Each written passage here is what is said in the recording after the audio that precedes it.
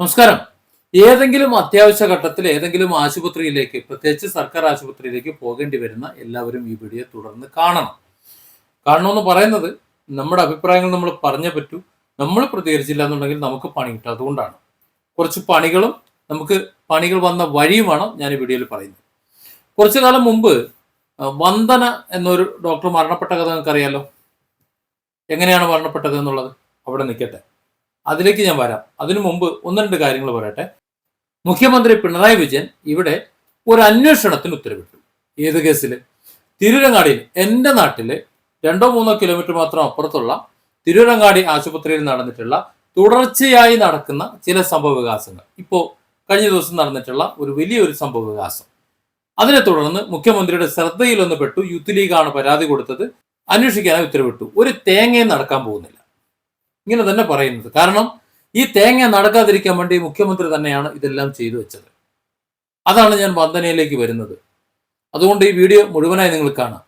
Doctor വന്ദനയെ ഈ സർക്കാർ കൂടി അറിഞ്ഞ് മനഃപൂർവ്വം കൊന്നതാണ്, ഏതെങ്കിലും ഒരു ഭ്രാന്തൻ കയറി കത്രികയോ ചുറ്റികയോ എടുത്തു വെച്ച് കൊന്നതല്ല എന്ന് അന്നേ ചിലരൊക്കെ, അതായത് ഞാൻ പറയുന്നുണ്ട്, സാമുവൽ ജോർജ് പറയുന്നുണ്ട്, അങ്ങനെ ചിലരൊക്കെ പറഞ്ഞിരുന്നു. ഇതിന്റെ പിന്നിലുള്ള രഹസ്യം എപ്പോഴാണെന്നറിയോ? മെഡിക്കൽ ബില്ല് പാസ്സാകുന്നതിന് മുമ്പ്. അത് പാസ്സാകാതിരിക്കാൻ വേണ്ടി ഗവർണറെടുത്ത്, അന്നത്തെ ഗവർണറായിരുന്ന ആരിഫ് മുഹമ്മദ് ഖാന്റെ അടുത്ത് പോയ ചിലരുണ്ട്. അതിലൊരാളാണ് സാമുവൽ ജോർജ്. അദ്ദേഹം വളരെ വ്യക്തമായി അന്ന് കാര്യങ്ങൾ പറഞ്ഞിരുന്നു, ഗവർണറെ ബോധ്യപ്പെടുത്തിയിരുന്നു. ഗവർണർക്ക് അത് ബോധ്യപ്പെട്ടത് കൊണ്ട് ഒപ്പിടാതിരുന്നു. പിന്നെ അത് ഒപ്പിട്ട കഥയൊക്കെ എങ്ങനെയാണെന്ന് അറിയാലോ. ഏതായാലും ആ മെഡിക്കൽ ബില്ല് പാസ്സായി. ഇനി നമുക്ക് കാര്യത്തിലേക്ക് കടക്കാം. കഴിഞ്ഞ ദിവസം ഒരു വീട്ടമ്മ, അതും എൻ്റെ വീട്ടിൻ്റെ അടുത്ത് തന്നെയാണ് കേട്ടോ, ചിണ്ടപ്രായ എന്ന് പറയുന്നത് ഒരു 1 കിലോമീറ്റർ മാത്രമാണ് ദൂരം എൻ്റെ വീട്ടിൽ നിന്നുള്ളത്. ഒരു വീട്ടമ്മ കാലിന് പെട്ടെന്ന് പരിക്ക് പറ്റി, ഗുരുതരമായി പരിക്ക് പറ്റി. സ്വാഭാവികമായിട്ടും അടുത്തുള്ള നമ്മുടെ മെഡിക്കൽ കോളേജ് തിരൂരങ്ങാടി ആശുപത്രിയാണ്. വേഗം ആ ആശുപത്രിയിൽ എത്തിച്ചു, ഒരു ഓട്ടോറിക്ഷയിൽ അവിടെ എത്തിച്ചു. അവിടെ കാലിന് വേദന കൊണ്ട് പുളയുന്നു. അവരെ പെട്ടെന്ന് ബെഡിലേക്ക് ചെന്ന് കിടക്കാൻ പറഞ്ഞ് നേരെ അവിടെ ചെന്ന് കിടന്നു. അവിടെ ഇരുന്നു, വേദന കൊണ്ട് നിലവിളിച്ചു, ചോര വരുന്നുണ്ട്, വിളിച്ചു വിളിച്ചു വിളിച്ചു വിളിച്ചു. ഡോക്ടർ ഫോണിലാണ്, അങ്ങോട്ട് നടക്കുന്നു ഇങ്ങോട്ട് നടക്കുന്നു, അവിടെ ഇരിക്കുന്നു. ഡോക്ടർക്ക് സമയമില്ല. ഏകദേശം ഒരു അരമണിക്കൂർ കഴിഞ്ഞപ്പോൾ അവർക്ക് വേദന സഹിക്കാൻ വയ്യ, ഡോക്ടർ തിരിഞ്ഞു നോക്കുന്നില്ല, ഒരു രക്ഷയുമില്ലാന്ന് കണ്ടപ്പോൾ ഒരു വണ്ടി വിളിച്ച്, ഒരു വാഗണർ വിളിച്ചിട്ട് അവരെ അവിടെ നിന്ന് വീൽ ചെയറിൽ, അങ്ങോട്ട് നടന്നു പോയവരാ, തിരിച്ച് വീൽ ചെയറിൽ എടുത്ത് കൊണ്ടുവന്ന് വണ്ടിയിലിരുത്തി അടുത്ത ആശുപത്രിയിൽ കൊണ്ടുപോയി, സ്വകാര്യ ആശുപത്രിയിൽ കൊണ്ടുപോയി. ഇപ്പോൾ ചികിത്സയിൽ കാര്യങ്ങൾ നടക്കുന്നു. എന്തിനാണ് നമ്മൾ ഈ സർക്കാർ ആശുപത്രി പോണത്? ഒന്ന് മെച്ചപ്പെട്ട മരുന്ന് കിട്ടും, മെച്ചപ്പെട്ട സേവനം കിട്ടും, അതുപോലെ പാവപ്പെട്ടവന്റെ ആശുപത്രിയാണ് എന്ന് കരുതിയിട്ടാണ്. തീർന്നോ? ഇല്ല. ഇതിനു മുമ്പ് ഹൃദയ സംബന്ധമായ അസുഖം കൊണ്ട് ഒരാൾ, അവിടെ ഒരു ഉസ്താദ്, ഒരു മുല്യരാണെന്നാണ് എൻ്റെ ഓർമ്മ, അദ്ദേഹം അവിടെ വന്നിരുന്നു. അദ്ദേഹം അവിടെ ഒരു ഓട്ടോറിക്ഷയിൽ വന്ന് നടന്നു പോയ മനുഷ്യനാണ്. അങ്ങനെ നടന്ന് അകത്തേക്ക് പോയ ആളെ അവിടെ ഇരുന്ന് ഇരുന്ന് ഇരുന്ന് ഇരുന്ന് ഇരുന്ന് തിരിഞ്ഞു നോക്കിയില്ല, തിരിഞ്ഞു നോക്കാതെ അവസാനം അസുഖം കൂടി അദ്ദേഹം മരണപ്പെട്ടു. അത് വലിയ പ്രശ്നമായി, വലിയ വിഷയമായി. പക്ഷെ തെളിവില്ല എന്ന് പറഞ്ഞിട്ട് അത് തള്ളിപ്പോയി. കാരണം തെളിവില്ലല്ലോ. പിന്നെ തീർന്നോ? പിന്നെ ഒരു കുട്ടി, ഒരു ചെറിയ കുട്ടിയുടെ കൈവിരൽ ഒരു വാതിലിൻ്റെ ഉള്ളിൽ കുടുങ്ങി, ആകെ ചതഞ്ഞ് ചോര ഒലിപ്പിച്ച് വന്നു. ഒരു രക്ഷയില്ല. ഡോക്ടർമാർ തിരിഞ്ഞു നോക്കുന്നില്ല. കാരണം അതിന്റെ ആവശ്യമില്ലെന്നേ. അവർക്ക് ശമ്പളം കൃത്യമായി ചോള എണ്ണി കൊടുക്കുന്നുണ്ട്. അതുകൊണ്ട് എമർജൻസി വിഭാഗങ്ങളിൽ ആരെങ്കിലും വന്നു കഴിഞ്ഞാൽ തിരിഞ്ഞു നോക്കേണ്ട ആവശ്യമില്ല. ഞാൻ പറഞ്ഞുതരാം എന്തുകൊണ്ടാണെന്നുള്ളത് കേട്ടോ. അവസാനം പ്രതികരിച്ചു. ഇത് നോക്കാതിരുന്നിട്ട് ഈ കുട്ടീന്റെ വേദനയും നിലവിളിയും എല്ലാം കണ്ട് ഒരു യുവാവ് പ്രതികരിച്ചു. ആ പ്രതികരിച്ചു കഴിഞ്ഞപ്പോൾ അയാൾക്കെതിരെ ജാമ്യമില്ലാ വകുപ്പ് പ്രകാരം കേസെടുത്തു.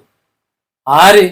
ഈ ഡോക്ടർമാരെ പരാതി കൊടുത്തു. ഡോക്ടർ പരാതി കൊടുത്തപ്പോൾ ഈ ആശുപത്രി അധികൃതർ കൊടുത്ത പരാതി മേലെ ജാമ്യമില്ലാ വകുപ്പ് പ്രകാരം കേസെടുത്തു. ആര് പറഞ്ഞിട്ട്? പിണറായി പറഞ്ഞിട്ട്. തീർന്നില്ല കേട്ടോ. ഈ പിണറായി എന്ന് പറയാൻ കാരണമുണ്ട്, ഇനിയുണ്ട്. മറ്റൊരാൾ ഒരു സ്ട്രോക്കിന്റെ ലക്ഷണവുമായിട്ട് ഏകദേശം ഒരു പുലർച്ചെ ഒരു 5 മണിയോടും ആയ സമയത്ത് ആശുപത്രിയിൽ കൊണ്ടുവന്നു. എമർജൻസി ആണല്ലോ, പെട്ടെന്ന് കൊണ്ടുവരാണ്. താലൂക്ക് ആശുപത്രിയാണ്.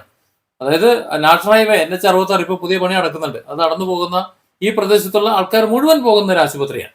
അപ്പോൾ അവിടെ ഈ രോഗി അവിടെ വന്നിട്ട് ഈ വിഷമവുമായി വന്നിട്ട് തിരിഞ്ഞു നോക്കിയില്ല. അവസാനം കൈ ചലനം നിന്നു, കണ്ണ് അങ്ങനെ ചലനം ഇല്ലാതായി അവസാനം ആകെ പിടുത്തം വിട്ടു. അവസാനം അവിടെ നിന്ന് ഇവർ തിരിഞ്ഞു നോക്കൂല. ഉടനെ അടുത്ത ഒരു ആശുപത്രിയിലേക്ക് അവർ ഒരു ഗത്യന്തരം ഇല്ലാതെ എടുത്തുകൊണ്ട് പോയി. അവിടെ ചെന്നപ്പോൾ ഇത് ഗുരുതരമാണ്, സംഗതി പണി പാൽവെള്ളത്തിൽ കിട്ടി, ഇത് നേരത്തെ തന്നെ കൊണ്ടുവരേണ്ടതാണ് എന്ന് പറഞ്ഞുകൊണ്ട് വേഗം മെഡിക്കൽ കോളേജിലേക്ക് വിട്ടു.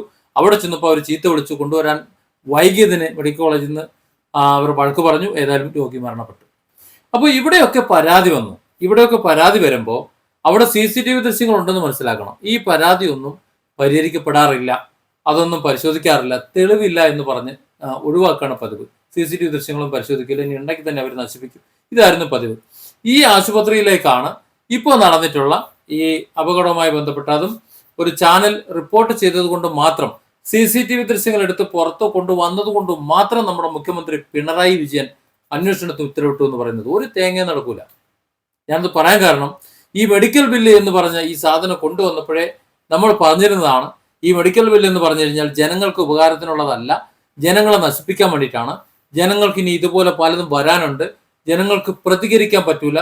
എന്ത് ചികിത്സ കിട്ടിയില്ലെങ്കിലും, എന്തൊക്കെ ദുരന്തമുണ്ടായാലും, എത്രയൊക്കെ ദുരിതങ്ങൾ ഉണ്ടായാലും, ആരൊക്കെ തട്ടിപ്പോയാലും, ആരെയൊക്കെ കൊന്നുകളഞ്ഞാലും, ഓപ്പറേഷൻ ഇനി ഫെയിലായാലും, ഓപ്പറേഷൻ പിഴച്ചായാലും, ചികിത്സ പെടുകൊണ്ട് ആൾ മരിച്ചാലും, എന്ത് ചെയ്താലും ഒരു അക്ഷരം മിണ്ടാതെ വായ പൊത്തി മിണ്ടാതിരുന്നോണം എന്ന് പറയാൻ വേണ്ടി അത് ചെയ്യിക്കാൻ വേണ്ടി കൊണ്ടുവന്നൊരു ബില്ലാണ്. പ്രതികരിച്ച അവനെതിരെ കേസെടുക്കും. മനസ്സിലായില്ലേ? അതിനാണ് നമ്മുടെ സംസാരത്തിന്റെ തുടക്കത്തിൽ പറഞ്ഞ ഡോക്ടർ വന്ദനയെ ഒരു പ്രാന്തനെ ഉപയോഗിച്ചാണ് കൊന്നത്. അതായത് ആശുപത്രി ജീവനക്കാരുടെ, അതായത് സെക്യൂരിറ്റി അടക്കം മറ്റു പലരുടെയും ജീവനും ജീവിതവും ഒന്നും സുരക്ഷിതമല്ല. അതുകൊണ്ട് അവർ ഈ സാധാരണക്കാർക്ക് വേണ്ടിയിട്ടും മറ്റുള്ളവർക്ക് വേണ്ടിയിട്ടും ജീവൻ പണയം വെച്ച് ആതുര ശുശ്രൂഷ രംഗത്ത് നടക്കുന്നവരാണ്. അതുകൊണ്ട് അവർക്ക് പരിരക്ഷ വേണം. അതുകൊണ്ട് എത്രയും പെട്ടെന്ന് മെഡിക്കൽ ബില്ല് പാസ്സാക്കി എടുക്കണം എന്നതിന് ഒരു എതിർപ്പില്ലാതെ പാസ്സാക്കി എടുക്കാൻ വേണ്ടിയിട്ട് വന്ദനയെ കൊന്നതാണ് എന്ന് അന്നേ ഞങ്ങൾ പറയുന്നുണ്ട്. ഇവിടെ ഏറ്റവും രസം എന്ന് പറഞ്ഞാൽ, ഒരിക്കൽ ഒരു സ്ഥലം ഓട്ടോറിക്ഷയിൽ വന്നിട്ട് ഇറങ്ങി നടന്ന ആശുപത്രിന്റെ ഉള്ളിലേക്ക് നടന്നു പോയ ആൾ മരണപ്പെട്ടു എന്ന് പറഞ്ഞല്ലോ. ആ ആള് ഓട്ടോറിക്ഷയിൽ വന്നിട്ട് ഉള്ളിലേക്ക് നടന്നാണ് പോയത് എന്ന് പറഞ്ഞ സെക്യൂരിറ്റിയെ ജോലിയിൽ നിന്ന് പിരിച്ചു വിട്ടു എന്നാണ് പറയുന്നത്. അതാണ് നമ്മുടെ തിരൂരങ്ങാടി ആശുപത്രിന്റെ അവസ്ഥ. ഇത് ഒരു ആശുപത്രിയുടെ അവസ്ഥയാണ്. ഇത് ഇവിടെയാണ് എന്നുണ്ടെങ്കിൽ എല്ലാ സ്വകാര്യ ആശുപത്രികളിലും എല്ലാ ഗവൺമെന്റ് ആശുപത്രികളിലും എവിടെയായിരുന്നാലും ഇതുപോലെ അലോപ്പതിയുടെ ആശുപത്രികളിൽ മുഴുവൻ എന്ത് തോന്നിയാസം കാണിച്ചാലും ആരും ചോദിക്കാനും പറയാനും വരാൻ പാടില്ല, മിണ്ടാൻ പാടില്ല എന്നതിന്റെ ബില്ലാണ് പാസ്സാക്കി കൊടുത്തത്. മനസ്സിലായോ? ഇപ്പൊ മനസ്സിലായോ നിങ്ങൾക്ക്?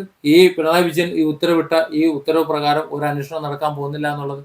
നേരത്തെ കുറെ പരാതികൾ കൊടുത്തല്ലോ, എന്നിട്ട് ഇവിടെ ആള് മരിച്ചുപോയ 2 കേസുണ്ട്. എന്നിട്ട് എന്തേ ആ പരാതി എവിടെയായി? ഒന്നുമില്ല, ഒന്നും ആകാൻ പോകുന്നില്ല. ഈ പരാതി ഒന്നും ആകാൻ പോകുന്നില്ല.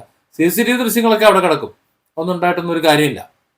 ഇതില് ആ കാല് കേടുവന്ന സ്ത്രീ അവരെത്രയും പെട്ടെന്ന് അവിടെ നിന്ന് പോയി വേറെ ആശുപത്രിയിൽ പോയത് കൊണ്ട് കുറച്ച് പണം ചെലവായാലും അവരുടെ കാല് പെട്ടെന്ന് ഭേദമായി വരും. അതാണ് ഇനിയിപ്പോൾ വരാൻ പോണേ. ഈ ആശുപത്രിയിൽ, ഇതുപോലെ ആശുപത്രികളിൽ എന്ത് തോന്നിയാസം നടന്നാലും മിണ്ടാതിരുന്നോണം, വായപൊത്തി മിണ്ടാതിരുന്നോണം. അതിനുവേണ്ടിയാണ് മെഡിക്കൽ ബില്ല് പാസ്സാക്കിയതും. അത് പാസ്സാക്കാൻ, പെട്ടെന്ന് പാസ്സാക്കി എടുക്കാൻ ഒരു രക്തസാക്ഷി വേണമായിരുന്നു. അതിനാണ് ഡോക്ടർ വന്ദനദാസിനെ തല്ലിക്കൊന്നതും. അത് മനസ്സിലാക്കണം. ഒരു ചെറിയ പരിക്കായിട്ട് ആംബുലൻസിൽ പോയിക്കൊണ്ടിരുന്നവർ പെട്ടെന്ന് എങ്ങനെ വലിയ പരിക്കോടുകൂടി മരിച്ചു എന്നത് ഒരു അന്വേഷണമില്ലാതെ പോയി. മനസ്സിലായില്ലേ? അപ്പൊ ഇതൊക്കെ തന്നെയാണ് കാരണം. ഇനി ഞാൻ പറഞ്ഞത് തെറ്റാണെന്നുണ്ടെങ്കിൽ എന്നെപ്പോലെ നിരവധി പേർ ഈ കാര്യങ്ങൾ ചൂണ്ടിക്കാണിച്ചിട്ടുണ്ട്. ബഹുമാനപ്പെട്ട ആരോഗ്യമന്ത്രി ഒന്ന് പറയണം, എന്തിനായിരുന്നു മെഡിക്കൽ ബില്ല് ഇത്ര തിടുക്കപ്പെട്ട് പാസ്സാക്കിയത്? നിങ്ങൾ ഈ അലോപ്പതി മരുന്നുകൾ വിറ്റ് അല്ലെങ്കിൽ മരുന്ന് കമ്പനികളെ സഹായിക്കാൻ വേണ്ടി ആശുപത്രി വ്യവസായ സ്ഥാപനങ്ങളെ സഹായിക്കാൻ വേണ്ടി നിങ്ങൾ ഉണ്ടാക്കി വെച്ചൊരു ബില്ലാണോ, അതോ ജനങ്ങളെ സേവിക്കാൻ വേണ്ടി ജനങ്ങൾക്ക് ഉപകാരത്തിന് വേണ്ടി ഉണ്ടാക്കിച്ച ബില്ലാണോ?